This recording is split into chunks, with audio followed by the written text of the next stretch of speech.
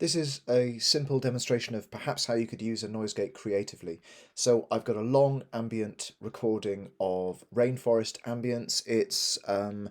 You can hear high frequency, there's lots of insects, bird calls, presumably hiss from the recording equipment because it was really quiet and they had to turn the gain up really high. So in general, it's just a bit boring. So what I'm going to do is use a noise gate. Now we know that a noise gate will close and will not allow any signal through, or will do gain reduction until the signal exceeds a threshold. So if I set it really high, the signal will never increase over the threshold and we'll never hear the signal. If I set it slightly lower, the gate will open.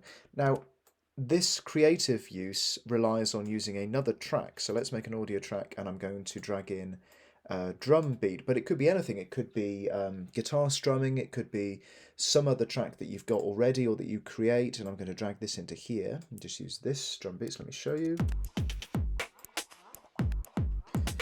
And instead of analyzing this audio 3, we're just going to rename sample. It's going to analyze the drum beat in order to trigger that noise gate. So let's do this audio here. And by the way, you can set that to any input or instrument track that you've got going at this point. So let's mute that because we don't need it. We'll come back to sample. Nothing's happening. It's because the drum beat at this point is quite quiet and it hasn't exceeded -4 decibels. So let's drag it downwards.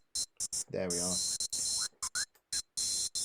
Clearly, mess around with the parameters. If it's too long, you won't have anything rhythmic.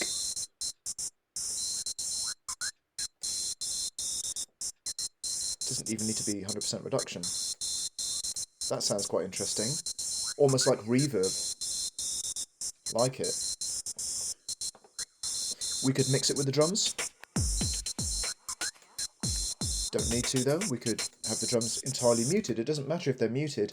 The noise gate still uses that track as its sidechain analysis, which is you just have to remember not to delete it and to keep it there, or indeed to right click and hide it so that you don't delete it. You could use anything. You could, instead of a sample, you could put a synth there and have it as chords and a sort of gated melodic or harmonic device. Instead of programming in complicated rhythms using MIDI, you could just have a drum rhythm sidechaining and triggering something interesting.